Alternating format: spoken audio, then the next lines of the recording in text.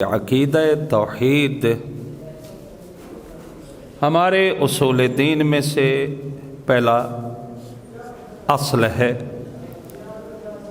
جب ہم اصول دین کو شمار کرتے ہیں تو توحید سے کرتے ہیں۔ توحید ہماری بنیاد ہے، توحید ہماری اصل ہے، توحید ہماری جڑ ہے۔ اگر اللہ کی توحید اور اللہ کو نہیں مانا ہے وحدہ لا شریک، تو اس کا مطلب ہے اللہ کو عادل مانتے رہیں، کوئی فائدہ نہیں۔ حضور ختمی مرتبت سرکار رسالت کو اپنا نبی مانتے رہیں، نبی آپ سے قبول نہیں فرمائیں گے، کہیں گے میرے اللہ کو چھوڑ کر تو مجھے مانتا ہے، میں تیری عقیدت اور محبت کو قبول کرنے کے لیے تیار نہیں۔ اور پھر امامت ہے، آپ کہتے ہیں امامت یعنی میں علی ابن ابی طالب سے لے کر 12ویں آقا محمد مہدی تک کی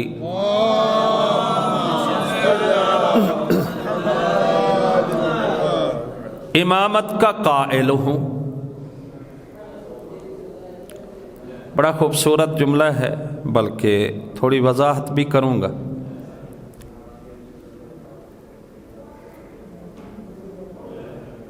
علی علیہ السلام کو غالی اور نصیری اچھے نہیں لگتے، اس کی وجہ یہ ہے کہ یہ دونوں فرقے، دونوں ٹولے، دونوں انسان علی کے اللہ کے دشمن ہیں۔ جیسے علی کو نصیری اور غالی اچھے نہیں لگتے ہیں، ویسے اس خالق کو مقصر اچھے نہیں لگتے ہیں۔ مقصر کون ہوتے ہیں؟ جو جان بوجھ کر علی کی ولایت کو کم کرنے کی کوشش کرتے۔ تو ہمارا مسلک مذہب شیعہ اثنا عشریہ غالیوں اور نصیریوں سے بھی دور ہے اور مقصرین سے بھی دور ہے۔ توجہ فرمائیے۔ اس لیے علی ولی نے فرمایا ہلاک فی رجلان محب غال و مبغض قال، مجھے علی کے بارے میں 2 قسم کے مرد ہلاک ہو جائیں گے۔ ایک وہ ہے جو محبت کی حدود کو نہ جانتے ہوئے میری ربوبیت کا قائل ہو گیا، اور دوسرا وہ ہے جو میرے بغض میں اتنا آگے چلا گیا کہ وہ رب رب کرنے لگا، پھر علی اس کو بھول گیا، تو یہ بھی ہلاک ہو جائے گا۔ یہ علی کا فرمان ہے نہج البلاغہ میں۔ تو اعتدال اور خیر الامور اوسطها، ہمارا عقیدہ یہ ہے کہ اللہ کو اللہ مانا جائے، رسول اللہ کو نبی مانا جائے، اور علی کو جیسے ماننے کا حق ہے ویسے امام برحق اور خلیفہ بلا فاصل مانا جائے۔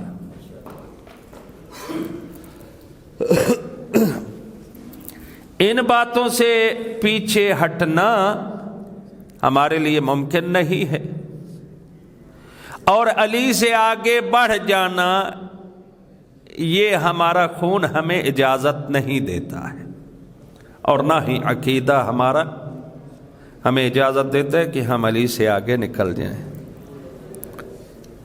لیکن کبھی کبھی لاشعوری کی بنا پر جب ہم اپنی جیبوں سے فتوے، اپنی جیبوں سے شریعت، اپنی جیبوں سے مسئلے بتانا شروع کرتے ہیں، تو ہم شاید لاشعوری طور پہ اپنے آپ کو علی سے آگے نکال رہے ہوتے، کیونکہ جس چیز کا علی ولی نے حکم نہیں دیا، آرڈر نہیں دیا، نہیں فرمایا، ارشاد نہیں ہوا، ہم وہ کہیں تو ہم گویا وہ بات کر رہے ہیں جو علی نے نہیں کی ہے۔ نعوذ باللہ، کیا وہ نہیں جانتے تھے علم لدنی کا مالک آدم سے لے کر خاتم تک، خاتم سے لے کر آج تک علی ولی کا وہ نعرہ گونج رہا ہے فضاؤں میں اور تاریخ کے اندر، سلونی سلونی قبل ان تفقدونی۔ ترجمہ تو آتا ہے نا ڈاب صاحب اس کا، اس حدیث کا ترجمہ تو آتا ہے نا؟ کون سی حدیث میں نے پڑھی ہے پتر؟ قبل ان تفقدونی۔ لوگوں مجھ سے پوچھ لو اس سے پہلے کہ علی تم سے جدا ہو جائے۔ شب ضربت بھی ہے آپ جانتے ہیں، تو ایسا ممبر جہاں پہ بڑے بڑے فقہا سامنے بیٹھے ہوتے تھے، اصحاب رسول بیٹھے ہوتے تھے، عبداللہ بن عباس جیسی شخصیات، عبداللہ بن مسعود جیسی شخصیات بیٹھی ہوتی تھی۔ اور پھر صرف یہ نہیں ہے کہ جبرائیل جیسے فرشتے بھی آ جاتے تھے۔ جب علی نے یہ آواز دی تو جبرائیل سامنے تو بیٹھا تھا، انسانی شکل میں بیٹھا ہے اور پوچھتا ہے یا علی آپ کہتے ہیں میں پوچھو جو پوچھنا ہے، آسمان کے رستوں کو زیادہ بہتر جانتا ہوں زمین کے راستوں سے، تو اس وقت بتائیے جبرائیل کہاں ہے؟ علی نے اوپر دیکھا، دائیں دیکھا، بائیں دیکھا، زمین کی کتنی سطحوں کو علی نے دیکھا، علی کی نظر چیرتی ہوئی دیکھتی گئی، جبرائیل نہیں ہے، نہ اوپر ہے نہ نیچے ہے، نہ دائیں ہے نہ بائیں ہے۔ علی ولی نے مسکرا کے فرمایا جبرائیل نہ اوپر ہے نہ نیچے ہے۔ تو کہنے لگا پھر جبرائیل کہاں ہے؟ کہاں جبرائیل وہ ہے جو مجھ سے باتیں کر رہا ہے۔ کھڑا ہوا جبرائیل، علی استاد تو ہے نا جبرائیل کا، بہت سارے علماء نے لکھا۔